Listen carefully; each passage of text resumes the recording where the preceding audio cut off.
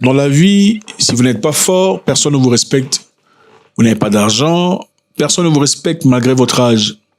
Vous êtes un pays avec des hommes poltrons qui ont peur de faire la guerre. Personne ne vous respecte, même les pays les plus petits vont vous dominer. C'est ça. Le respect s'impose. Le respect ne se demande pas. La loi et la justice n'existent pas. En effet, elle existe seulement pour ceux qui sont forts. Qui a le droit d'avoir une bombe nucléaire dans la vie? On va parler d'une histoire très intéressante ici. En effet, les États-Unis et l'Iran sont prêts à faire la guerre. Je sais que beaucoup de personnes ne s'en rendent pas compte parce qu'évidemment, on en parle tellement régulièrement, mais ils sont très prêts à faire la guerre. Très prêts à faire la guerre. En effet, pour l'instant, ils sont dans une dernière tentative pour éviter la guerre. Le deuxième round de négociation à Genève a commencé. Deuxième round de négociation, parce qu'il y avait un premier round. Ça n'a pas réussi. Il y avait Oman qui était comme intermédiaire entre les États-Unis et l'Iran. Parce qu'ils ont du mal à discuter entre eux. Il y a des présences, des émissaires américains. Lesquels? Les diplomates en cours, il y a Vitkov, ce monsieur ici, qui est un grand businessman, ami personnel de Donald Trump. Et ce monsieur ici, Kushner, qui est le beau-fils de Donald Trump. C'est aussi un monsieur riche, un multimilliardaire. En effet, Trump ne laisserait pas sa fille épouser un pauvre, hein, c'est clair, c'est évident. Et ce n'est pas une personne qui est carrément venue dans la famille de Trump pour des profits financiers, en tout cas pas directement. Bref. Les États-Unis d'Amérique veulent quelque chose de l'Iran. Mais qu'est-ce que c'est? Ils veulent le programme nucléaire. Qu'est-ce qu'ils veulent, en effet? Washington exige l'accès au matériel nucléaire iranien. C'est-à-dire, ils veulent que l'Iran cède ce matériel. Et c'est ce matériel qui permet à l'Iran d'avoir un peu ce système de déterrence. Les États-Unis veulent que l'Iran cède le matériel nucléaire. Washington veut ça immédiatement. Deuxièmement, l'Iran enrichit le nucléaire, l'uranium, jusqu'à 60%, proche du seuil militaire, qui est généralement à 90%. Donc quand vous enrichissez l'uranium à 90%, là vous pouvez créer une bombe atomique. À 60%, ce n'est pas encore arrivé, mais c'est très près. C'est évident. Mais ce qu'on sait, depuis juin 2025, les Américains ont frappé les sites iraniens nucléaires. On a vu, quand ils ont bombardé avec leurs bombardiers furtifs, les États-Unis pensaient pouvoir oblitérer le système iranien. Mais depuis lors, quelque chose s'est passé. Quoi? Depuis lors, il n'y a eu aucune vérification claire de l'état réel du stock iranien nucléaire. Avant le bombardement, il y avait des gens qui avaient pour objectif de vérifier le stock nucléaire iranien. Mais après que les États-Unis eurent bombardé l'Iran, il n'y a pas eu de vérification. Donc on ne sait pas. Même en parlant de 60% d'enrichissement, on essaie de tâtonner, on ne sait pas exactement à quel point sont les Iraniens pour l'instant. Mais les États-Unis et Israël veulent plus qu'un contrôle, ok? Ils exigent numéro 1, le démantèlement total du programme nucléaire iranien et plus d'enrichissement du tout. Donc l'Iran n'aura plus le droit d'enrichir ou même d'avoir du matériel pour enrichir. C'est ce qu'ils veulent. Et pour finir, ils veulent le démantèlement complet des infrastructures. Suivez ce que M. Benjamin Netanyahou avait à dire. Il dit, pour arriver à un point de négociation, il y a beaucoup d'éléments à suivre. Suivant. J'ai dit que si un accord devait être conclu, il devrait comporter plusieurs éléments. Plusieurs éléments que nous estimons importants, non seulement pour la sécurité d'Israël, mais aussi pour la sécurité du monde. Il ne doit y avoir aucune capacité d'enrichissement. Il ne s'agit pas seulement d'arrêter le processus d'enrichissement, mais de démanteler l'équipement et l'infrastructure qui permettent d'enrichir dès le départ. Les États-Unis d'Amérique veulent que l'Iran cède leur programme nucléaire. Le nucléaire, c'est important. Pourquoi? C'est important parce que c'est comme ça qu'on se fait respecter. En effet, remarquez que les pays qui font partie du Conseil de sécurité, aujourd'hui, ils ont quelque chose en commun. Qu'est-ce que c'est? Okay?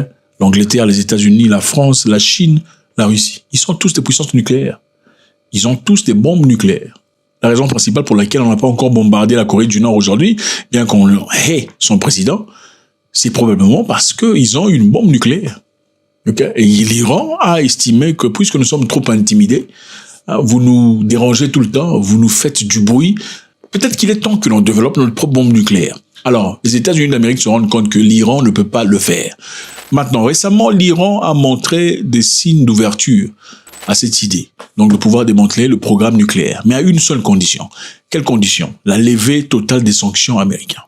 Pour ceux qui ne savent pas, l'Iran est sanctionné par les États-Unis depuis quelques années.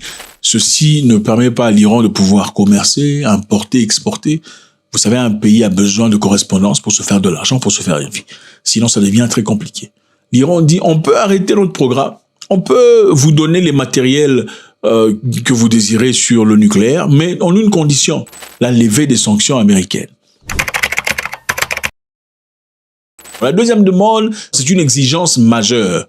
Limiter ou détruire le programme de missiles balistiques iranien. Limiter ou détruire le programme balistique iranien. C'est-à-dire quoi? L'Iran, évidemment, à part la bombe nucléaire qu'ils essaient d'avoir, ont des missiles très avancés. En effet, on dit qu'en Asie de l'Ouest, pour l'instant, l'Iran posséderait le plus de stocks de missiles. On estime à 3000 missiles iraniens sous-sol qui sont protégés. On n'a pas pu atteindre ça. Quand les Américains ont bombardé l'Iran, ils n'ont malheureusement pas pu atteindre ces missiles qui sont protégés sous-sol. Ces missiles constituent la principale force de dissuasion du régime. Donc, rendez-vous compte d'ailleurs, au mois de juin dernier déjà, Israël a neutralisé une grande partie des systèmes de défense iraniens en quelques jours. Oui, ils ont pu pénétrer l'espace aérien iranien et détruire les systèmes de défense iraniens très rapidement. C'était très rapide. Ils ont pu le faire. Mais Téhéran a dû compter sur ces missiles pour empêcher une escalade. Sinon, ils auraient oblitéré complètement l'Iran. Téhéran a pu résister. En effet, ils ont bombardé Tel Aviv à plusieurs reprises dans le centre. Et ça a été beaucoup plus compliqué que Israël l'estimait. C'était pourquoi? C'est à cause de leur programme balistique. Maintenant, on veut démanteler le programme nucléaire, on veut aussi un démantèlement du programme balistique. Et là, l'Iran dit... Le président des États-Unis affirme que notre armée est la plus puissante du monde, la plus forte du monde, peut-être à un tel point. Parfois, elle est frappée si violemment qu'elle ne peut même plus se relever. Ils disent « Nous avons envoyé un destroyer vers l'Iran, un très bon destroyer ». Bien sûr, c'est un engin dangereux, mais encore plus dangereux que le destroyer. C'est l'arme capable de lui ôter sa puissance au cœur de la mer. Ce n'est pas le moment de négocier. Si des négociations doivent avoir lieu, décider du résultat à l'avance est une chose erronée et insensée à faire. On n'accepterait pas. Pourquoi on n'accepterait pas? Parce que cela va fragiliser le régime et ça rendrait le pays totalement vulnérable à n'importe quelle attaque. Maintenant, rendez-vous compte d'une histoire. Le nucléaire est une menace future. On a peur du nucléaire parce que ça pourrait présenter une menace future. On estime que l'Iran ayant une bombe nucléaire dans le futur pourrait bombarder Israël. On imagine. Mais les missiles balistiques est une menace immédiate parce qu'on a vu les effets. On a caché les images en Israël, mais ça a fait des dégâts énormes. On veut que Téhéran rende tout ce programme. Donald Trump ira-t-il jusqu'au bout? Va-t-il appuyer sur la gâchette? On a vu à plusieurs reprises, il est venu, mais il n'a rien fait. Il est venu, il n'a rien fait. Mais nous avons aussi remarqué récemment un déploiement majeur militaire pour envoyer un signal très fort. Nous savons, premièrement, qu'il y a un porte-avions déjà dans la région, le USS Abraham Lincoln, qui est présent. Il y a aussi le USS Gerald Ford, qui est le plus grand bateau de guerre au monde, qui arrive vers le même secteur. Et s'il y avait attaque, cette fois-ci, ça ne sera pas comme l'attaque dernière au mois de juin. Ça, c'est évident. Le mois de juin 2025 constituait des frappes ciblées sur des sites nucléaires. C'était une opération rapide, puis un retrait, on a vu. Mais cette fois-ci, ça sera une campagne prolongée. On estime qu'il faudrait au moins une semaine de bombardement sans stop sur des sites gouvernementaux, les installations de sécurité et les infrastructures militaires. Il est évident, l'Iran ne partira pas seul. Il y a plusieurs bases militaires sous la portée des missiles iraniens. Ça, c'est évident, regardez sur la carte. L'Iran a menacé de frapper les alliés des États-Unis dans la région. Donc, Dubaï, pour tous ceux qui partent à Dubaï pour faire la fête, ça sera pas de la blague du tout. Qatar, il y a l'Arabie Saoudite et tout ce pays-là entrerait dans la pagaille totale. Il est évident aussi, ces pays ont demandé aux États-Unis de ne pas provoquer l'Iran. Ils ne veulent pas aller en guerre. Est-ce que Washington écoutera? Nous savons aussi que Israël a dit, si Donald Trump doutait, eux, ils vont partir bombarder l'Iran. Sur quel droit? On ne sait pas, parce qu'ils disent qu'ils veulent protéger leur nation. Mais est-ce que l'Iran a déjà attaqué un pays de soi? On ne sait pas, question mark. Qui est vraiment l'attaquant, l'assaillant? On ne sait plus la réalité. Mais Israël dit, pour protéger Israël, ils doivent aller attaquer l'Iran si les États-Unis doutent. Et dans ce cas, Donald Trump a dit qu'il soutiendrait une frappe israélienne contre le programme balistique iranien. Trump n'a pas dit que les États-Unis partiraient directement seuls. Ça suggère évidemment que les États-Unis doutent. Ça démontre aussi que Trump est prêt à soutenir jusqu'au sang le programme israélien contre l'Iran. On a bossé ensemble et on a été très victorieux pour dire le moins. J'apprends que l'Iran se renforce encore. Si c'est vrai, on devra les faire tomber. On les fera tomber. On va les écraser, mais j'espère que non. Alors regardez cette partie-ci. Le détroit d'Ormuz, c'est une arme économique. L'Iran mène actuellement des exercices militaires dans le détroit d'Ormuz. Maintenant là, ils font des exercices. C'est pour démontrer, pendant que les négociations se passent, ils font une démonstration de force. Ce passage est un passage stratégique. Pourquoi? Parce que le détroit d'Ormuz transporte environ 20% du pétrole mondial. Ça passe par là. Donc s'il y a problème ici, il y aura beaucoup de problèmes dans le monde. Pourquoi? Parce que le problème est que le prix du pétrole va grimper comme pas possible. Et si le prix du pétrole grimpe, le prix de tout grimpe. Le riz, les bananes, les sorgho, les maïs et tout. Les habits, tout ce que vous voulez, les électroniques. Pourquoi? Parce que tout ce dont vous avez besoin aujourd'hui en société a besoin d'être transporté quelque part. Donc l'Iran risque de bloquer ici. Ok, bloquer le détroit, ça c'est numéro 1. Secondo, poser des mines marines.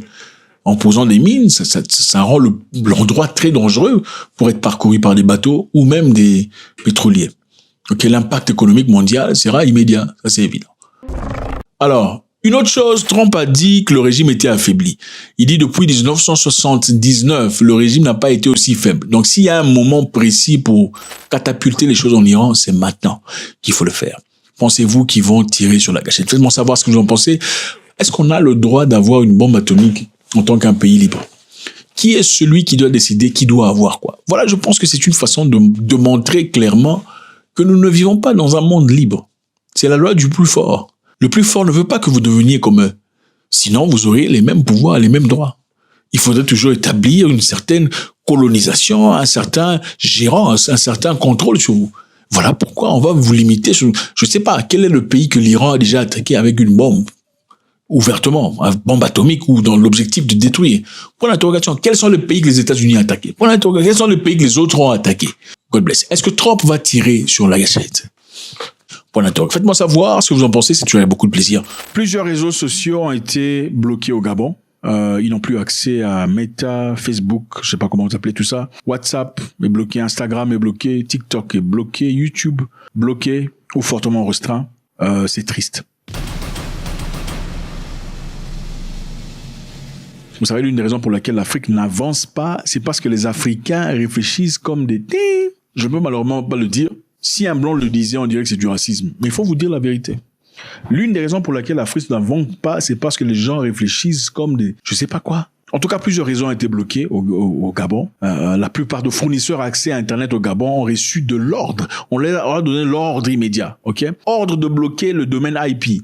Domaine IP, Gabon Télécom permet un accès très limité à certains, mais globalement sans VPN. C'est une difficulté réelle. Les raisons officielles données, des contenus inappropriés, des contenus diffamatoires, des contenus haineux, injurieux, propagation des fausses informations. Je ne sais pas qui décide qu'est-ce qui est fausses informations ou pas. Cyberharcèlement. Donc, quand tu insultes quelqu'un sur Internet, maintenant, on peut vous bloquer. On peut bloquer Internet parce que quelqu'un a insulté, comme des enfants un peu. Si tu insultes encore, on vous met dans la chambre. C'est un peu ça. Divulgation non autorisée des données personnelles et de déstabiliser les institutions et de menacer l'unité nationale et de la sécurité.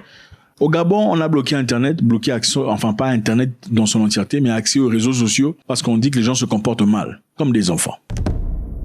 La diffusion récurrente sur les réseaux sociaux et les plateformes numériques accessibles sur le territoire gabonais de contenus inappropriés, diffamatoires, haineux, injurieux, portant atteinte à la dignité humaine, aux bonnes mœurs, à l'honneur des citoyens, à la cohésion sociale, à la stabilité des institutions de la République et à la sécurité nationale. Pour faire face à ces dérives potentiellement conflictogènes, la Haute Autorité de la Communication décide de la suspension immédiate des réseaux sociaux sur le territoire national gabonais jusqu'à nouvel ordre.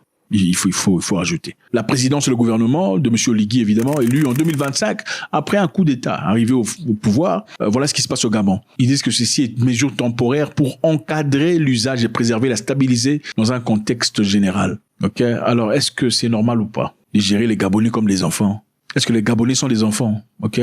Les opposants et les ONG ne sont pas contents du tout. Ils voient ça comme une répression pour limiter la mobilisation et la diffusion des infos critiques.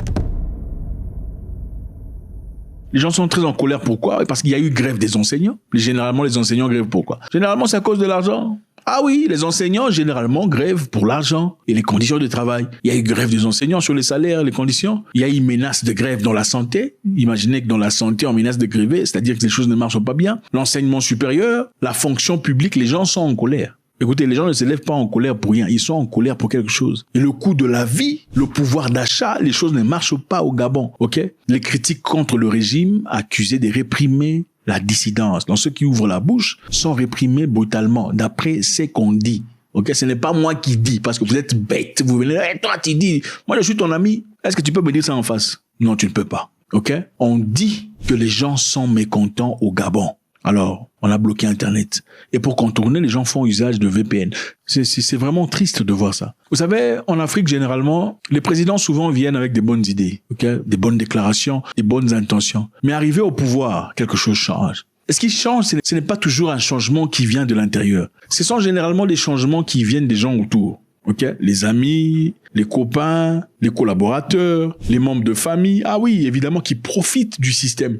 Évidemment, quand vous avez un oncle au pouvoir, vous ne direz pas qu'il est dictateur ou méchant ou autoritarien. Non, vous profitez du système parce qu'évidemment, vous êtes branché dans le système. Oh, avez-vous déjà vu des gens en Afrique qui sirotent du champagne dire que la vie est difficile, le pays va mal, même quand le pays est en guerre? Regardez les gens en République démocratique du Congo.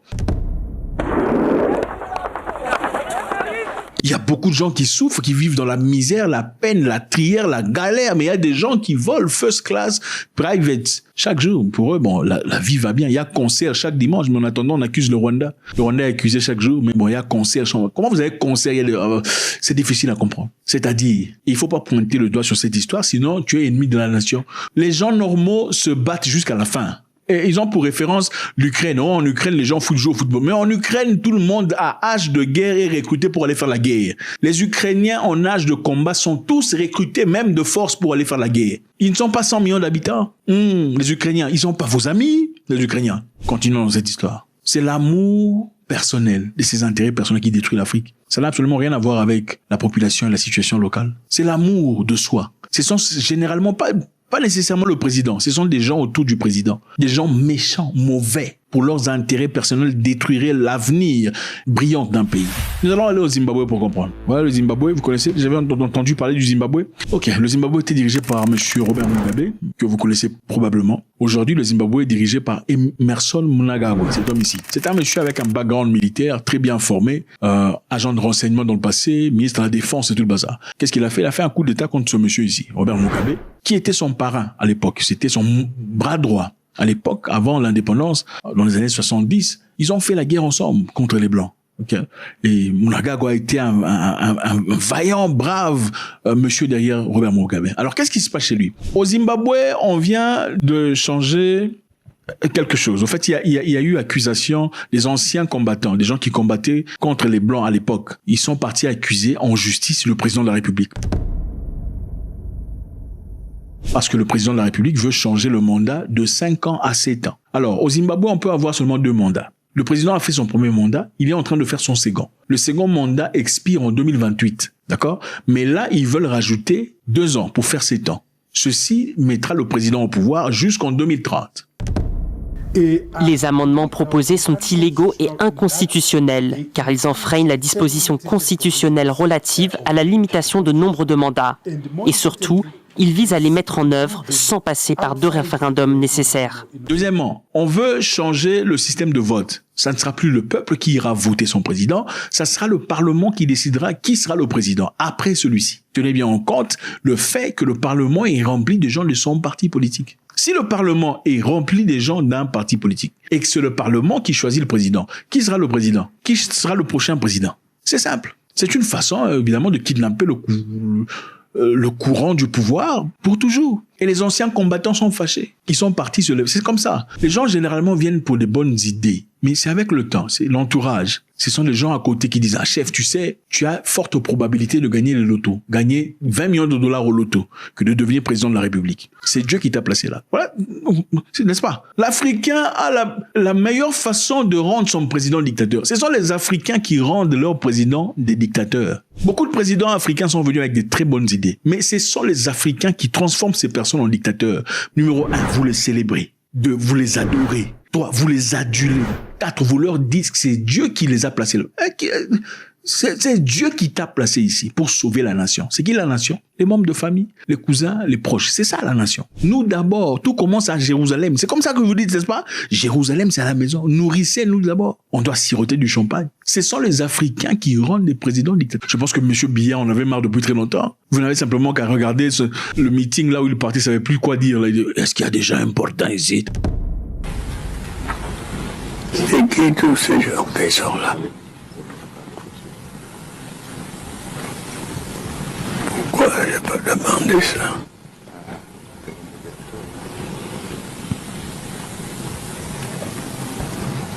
Est-ce qu'il y a des gens importants là? Les ministres, le président Kagame a parlé, il est parti. Là, c'est le ministre, c'est vous qui parlez. Vous avez votre micro. Et vous commencez, on vous a déjà introduit. Le monsieur vous a introduit. Il y avait un monsieur de vous qui vous a introduit. Je dois parler maintenant. Est-ce qu'il y a des gens importants? Monsieur ne voulait pas être là. Ce sont des gens qui mangent autour de lui, qui profitent du système, qui le forcent. Monsieur, tu ne peux pas quitter le pouvoir, Papa Biya. Parce que si tu quittes le pouvoir, ça change les hiérarchies, ça change les conditions de tout le monde. C'est Dieu qui t'a mis ça. C'est Dieu, donc c'est Dieu qui t'a... C'est comme ça qu'on fait. Regardez la situation actuelle. Maintenant, qu'est-ce qui va se passer? Est-ce qu'ils vont gagner ce procès? C'est très similaire, je pense, à ce qui s'est passé au Togo il y a quelque temps, où on a changé de constitution en disant, désormais, c'est le Parlement qui choisit le président, je pense, n'est-ce pas? C'est ça. Et le président de la République est c'est un titre honorifique, n'est-ce pas? C'est le président du Conseil, machin, histoire qui dirige le pays. C'est une tristesse froide que nous voyons tous ici. Au Gabon, on vous bloque Internet comme des enfants. Ça veut dire quoi? Vous savez, au Burkina Faso, au Mali, machin, histoire, on disait, quand ils bloquent Internet, n'est-ce pas? C'est parce que ils sont des rebelles. C'est comme ça qu'on disait, non? La junte bloque l'Internet. Les Français, je sais pas, les gens disaient que M. Oligui était un travailleur des Français. C'est un allié des Français. Alors, comment ça se fait qu'on a bloqué Internet? Qu'est-ce qui se passe finalement? Ce sont les Français qui ont dit qu'il faut bloquer Internet? Ou c'est comment? Ce sont la population gabonaise a raison? Ou c'est quoi? Faites-moi savoir ce que vous en pensez. C'est toujours avec beaucoup de plaisir. L'Afrique avancera-t-il avec des gens comme ça? Et ici, on s'adresse pas directement au président de la République. On s'adresse aux gens méchants, mauvais, qui ne permettent aucune conversation directe avec le président de la République ou aucune entente de compréhension dans l'objectif d'avancer les nations. Le Niger a-t-il trahi l'AES? Le président Tiani, président du Niger, vient de voir le président de l'Algérie il y a quelques jours en discussion. Il a été pendant 2 jours. Discussion profonde, ils ont signé des accords. Qu'est-ce qui se passe? Pendant ce temps, l'Algérie, le Burkina Faso et le Mali ne s'entendent pas du tout. Et nous le savons tous. Je vous rappelle ici que l'Algérie avait détruit un drone malien il y a quelque temps. Et après cela, le Mali a retiré son ambassadeur, suivi par le Burkina Faso et le Niger. Est-ce que le Niger change de position maintenant? Vous savez, la plupart de leaders africains qui ont fait de grandes choses et qui ont perdu leur vie prématurément, c'est souvent arrivé parce qu'ils ont été trahis par quelqu'un d'intérieur. Ça n'a jamais été une force extérieure qui a influencé cela. Ça a régulièrement été une chose faite de l'intérieur. Sommes-nous en train de voir une situation de divide and conquer, diviser pour mieux régner? L'AES est-il en train de voir sa fin venir? On va le découvrir tout de suite.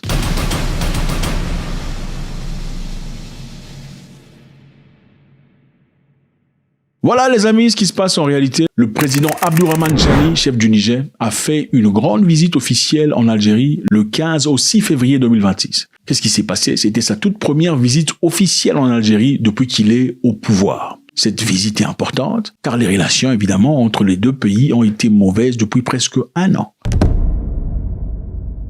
Pendant plus de 10 mois, les relations entre le Niger et l'Algérie étaient tendues, nous le savons. Le problème évidemment a commencé en 2025, quand l'Algérie a abattu un drone du Mali, qui est allié proche du Niger. L'histoire est simple. Le Mali disait poursuivre des terroristes qui se dirigeaient vers l'Algérie au nord, à la frontière, et pendant qu'ils s'apprêtaient à bombarder leur position, le drone s'est vu exploser par les forces armées algériennes. L'Algérie accuse le Mali de franchir la barrière à travers son drone, et le drone serait abattu sous le territoire algérien. Le Mali contredit en disant que ce n'est pas vrai. Afin d'approfondir les enquêtes, les autorités maliennes ont demandé aux autorités algériennes de leur fournir des éléments probants étayant la violation de leur espace par un drone de reconnaissance malien. Depuis 72 heures, aucune suite satisfaisante n'a été réservée à la demande malienne. Le gouvernement de la transition conclut avec certitude absolue que le drone des forces armées de sécurité maliennes a été détruit suite à une action hostile prémédité du régime algérien. Alors, qui disait la vérité? Le drone a-t-il été abattu sur le territoire algérien ou le territoire malien? Peu importe. Après ce fait, ça a été très rapide. Le Mali a retiré son ambassadeur de l'Algérie, suivi du Burkina Faso et du Niger. L'Algérie a fait de même. En solidarité, on se disait, ces trois pays, pour une fois, montrent à tout le monde ce que c'est être solidaire. C'était une preuve de force et de fraternité. L'Algérie a fait de même à retirer ses diplomates. Mais aujourd'hui, on voit que la situation s'améliore. Les choses changent. En tout cas pour le Niger. Le Mali, Burkina Faso et Niger sont une confédération. Mais en tout cas, pour le Niger, les choses s'améliorent. Est-ce une trahison? Peux-tu devenir ami à l'ennemi de ton ami ou pas? Ou peut-être pour tes intérêts personnels, c'est acceptable. On va le voir tout de suite. Monsieur Tiani est arrivé à Alger le dimanche 15 février. Le président algérien Abdelmadjid Tebboune l'a accueilli personnellement. Il est parti, évidemment, il faut montrer à quel point on est heureux. Il est venu à l'aéroport avec les honneurs officiels. Donc la garde, la musique, les cérémonies, c'était grandiose. Ils ont discuté pendant 2 jours d'affilée. Ok ? Ils ont parlé de l'amitié entre les deux pays, ils ont parlé de la sécurité, ils ont parlé d'affaires et d'économie. Ils ont ensemble déclaré que cette visite met fin à une période froide et commence une nouvelle dynamique. Une nouvelle dynamique. Je pensais qu'il y avait déjà une dynamique entre le Burkina Faso, Mali et Niger. Mais ici, on commence une nouvelle dynamique, c'est-à-dire une nouvelle coopération positive entre le Niger, pas l'AES, le Niger et l'Algérie. Le président Tiani a remercié l'Algérie. Ok, pourquoi? Pour ne pas avoir soutenu l'intervention militaire contre le Niger après le coup d'État en 2023. Ça, c'est évident. Certaines personnes ne le savent peut-être pas. L'Algérie était parmi ces pays qui avaient repoussé l'idée de la présence militaire de l'ECOWAS ou la CEDEAO, qui proposait activement une présence militaire, une guerre, dit-on. L'Algérie disait non, on peut faire ça à l'amiable. Alors M. Tiani a été reconnaissant par rapport à ça, disant nous sommes reconnaissants de votre soutien contre l'intervention militaire. Il a aussi dit que l'Algérie a soutenu le Niger contre la pression néocoloniale. Voilà ce que M. Tiani a dit.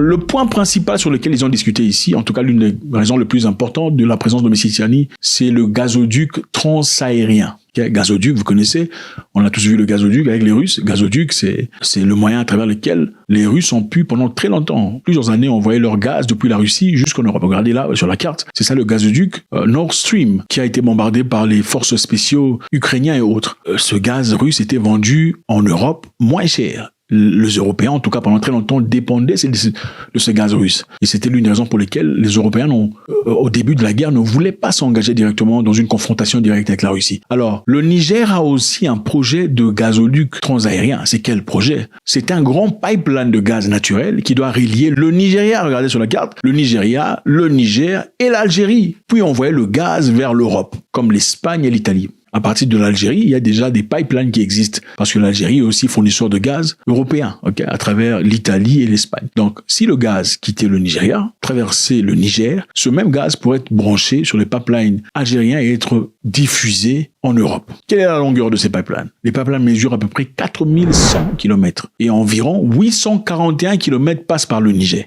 90% sera assumé par le Nigeria et l'Algérie. 10% seulement sera géré par le Niger. Donc 841 km va traverser le Niger. Ce projet, évidemment, ce n'est pas un nouveau projet. C'est un projet qui dure depuis 50 ans dans les propositions. Mais jusque-là, le projet a été confronté à plusieurs résistances, plusieurs difficultés. Mais cette fois-là, on a décidé de commencer ce projet après le Ramadan en avril 2026. Alors, qu'est-ce que le Niger gagne dans cette histoire? Le Niger doit gagner quelque chose, évidemment, pour se lancer dans cette histoire. On ne peut pas rejeter ses frères burkinabés et maliens pour rien. Il doit y avoir des intérêts. Si le rejet est vrai, n'est-ce pas?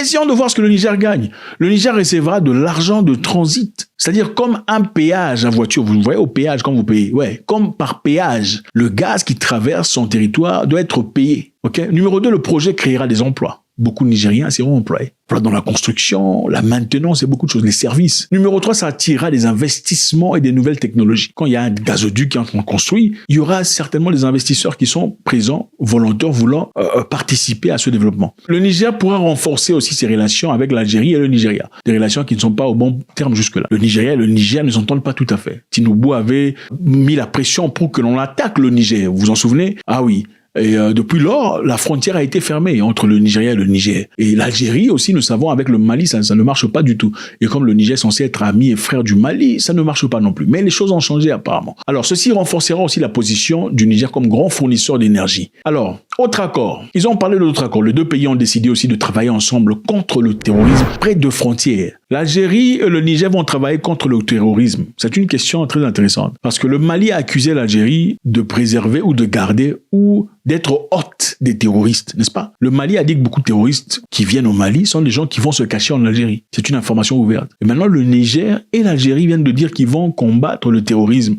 Qui sont ces terroristes dont on parle? Sont-ils les mêmes dont le Mali a pointé disant qu'ils étaient en Algérie ou autres terroristes? Question mark, on va le découvrir. Ils ont aussi annoncé la formation des soldats ensemble. Intéressant, pourtant nous savons que le Niger et l'AES ont une formation militaire commune déjà. Comment ça va se passer? Est-ce que ça sera à part l'AES? Point d'interrogation. Ils ont parlé de développer des écoles et des universités. Ils ont parlé d'améliorer les relations entre voisins.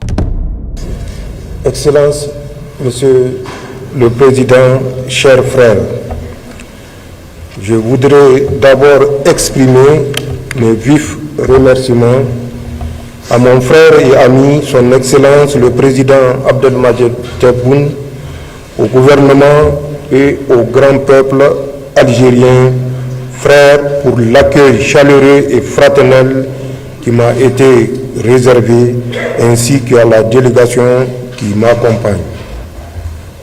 Notre présence en Algérie témoigne de l'intérêt que nous portons à la fraternité, la coopération bilatérale entre nos deux peuples, nos deux gouvernements et nos deux pays. Je voudrais spécialement me féliciter de l'excellence des relations historiques qui unissent nos peuples ainsi que notre volonté commune de dynamiser davantage notre coopération fraternelle et de bon voisinage. Excellence, Monsieur le Président, cette visite s'inscrit dans le cadre du renforcement continu de notre partenariat stratégique, notamment dans les secteurs de la sécurité, du pétrole, de l'énergie, des infrastructures et des transports, de la communication, du commerce, mais également de l'enseignement et de la formation. Ainsi, c'est le lieu de renouveler les attentes du gouvernement nigérien de voir les deux parties accélérer le démarrage effectif et d'achèvement de nos projets communs, notamment le grand projet du bloc de Kafra, le port sec d'Agadez, le chemin de fer reliant nos deux États et la transsaharienne. Cette visite a permis de régler les anciens problèmes et d'ouvrir une nouvelle période de coopération. Les deux pays disent que c'est une bonne chose pour la paix, la sécurité et l'économie de la région. La paix, la sécurité et l'économie de la région. La sécurité, je sais pas trop, mais l'économie, c'est évident. Alors pensons-nous que le Niger, avec M. Tiani, est en train de retourner le dos à ses frères pour des intérêts personnels, parce que c'est le Niger qui gagne. Point d'interrogation. Alors Tiani est rentré au pays, à Niamey en tout cas, le 17 février. Et l'accueil a été chaleureux. Comment réagit l'AES? C'est important. Le Burkina Faso. Le Burkina Faso ne dit rien de grave, mais le Burkina Faso jusque-là semble positif. Parce que juste avant l'arrivée de Tiani, l'Algérie avait déjà envoyé 2 ministres à Ouagadougou pour discuter de quoi? Des mines, des pétroles, des gaz et de commerce. Donc l'Algérie a préparé le terrain. Il avait déjà envoyé des ministres au Burkina Faso pour normaliser les choses. Cela montre que l'Algérie veut améliorer ses relations avec le Burkina Faso. Et le Mali, on en fait quoi? Le Mali est très prudent. En tout cas, la relation entre le Mali et l'Algérie reste tendue jusque-là. Le Mali accuse l'Algérie d'aider les groupes armés près de la frontière commune. En plus d'offrir le gîte et le couvert, certainement avec de succulents plats de tchèkchouka et de chorba, à des terroristes et des renégats en débandade, son rôle d'estafette désorienté ne contribue guère à la promotion des relations de bon voisinage. Aujourd'hui, nous sommes troublés que le représentant permanent algérien ait rejoint la tendance manipulatrice des droits de l'homme pour s'attaquer à l'armée malienne. Pour chaque balle tirée contre nous, nous réagirons par réciprocité. Pour chaque mot employé de travers, nous réagirons par réciprocité. Ok. Un diplomate malien d'ailleurs a déclaré sur AFP, je crois, Agence Française Presse, que le Niger est libre d'avoir des relations avec qui il veut, tant que cela ne nuit pas aux intérêts de la Confédération. Je répète, le Niger est libre d'avoir des relations avec qui il veut, tant que cela ne nuit pas aux intérêts de la Confédération. Est-ce que vous pensez que cette phrase est une phrase positive? Cette phrase-là, c'est une phrase positive. Le Niger est libre d'avoir des relations avec qui il veut. C'est un peu comme, écoute, tu es libre de faire le voyage entre filles, hein, mais les conséquences, n'est-ce pas? Tu es libre de partir au club de nuit si tu désires, mais c'est un peu ça, non? Bon, la personne anonyme a refusé d'être citée, le diplomate malien. Mais c'est ce qu'il a dit, le Niger est libre de faire ce qu'il veut tant que ça ne nuit pas à la Confédération. Est-ce que ça montre qu'il y a des fissures déjà? Pour l'interrogation. Cela veut dire que le Mali accepte le choix du Niger, mais ne veut pas que cela faiblisse l'unité du groupe. Ok, il y a eu de fortes critiques évidemment, mais pas non plus soutien chaleureux de la relation entre le Mali et le Niger reste très compliqué. À la frontière, le Nigeria et le Niger ne sont pas très bons amis depuis le coup d'État, ça c'est évident. Le président Bola Tinubu l'a signifié. Mais de manière très intéressante, il y a quelques jours, le président Tinubu a ordonné la réouverture au début du mois de février des services de douane du Nigeria. Les services de douane du Nigeria a officiellement réouvert ses frontières autour du 10 février. Vous voyez un peu, le 10 février, juste quelques jours avant que le président Tiani fasse son voyage vers l'Algérie, le Nigeria a ouvert les frontières. Ils ont ouvert la douane. Donc jusqu'à 2000 camions qui étaient bloqués jusque-là pendant plusieurs mois ont immédiatement recommencé à circuler librement, transportant des marchandises et du fret en transit. Le Nigeria était au courant qu'ils allaient signer un deal, qu'ils étaient en train de normaliser les choses pour gagner de l'argent ensemble. Alors on ouvre la frontière. Pendant tout ce temps-là, ils n'avaient aucun problème. La frontière n'était pas... Mais ils ont ouvert la frontière désormais, que les camions passent. Pourquoi? Parce que M. Tiani va en Algérie pour aller discuter. Est-ce que l'Algérie a bonne correspondance avec le Mali et le Burkina Faso? Point d'interrogation. Est-ce que M. Tiani est en train de bouger vers une direction qui est très dangereuse? Point d'interrogation. Est-ce que M. Tiani peut-être avait discuté préalablement avec le Burkina Faso et le Mali pour leur avancer le projet qui arrive? Pour l'intérêt du peuple, sur le plan économique et l'AES dans sa généralité. Point d'interrogation. Faites-moi savoir ce que vous en pensez. C'est toujours avec beaucoup de plaisir. Pensez-vous que ceci est une erreur ou une grandeur stratégique appliquée par M. Tiani? God bless.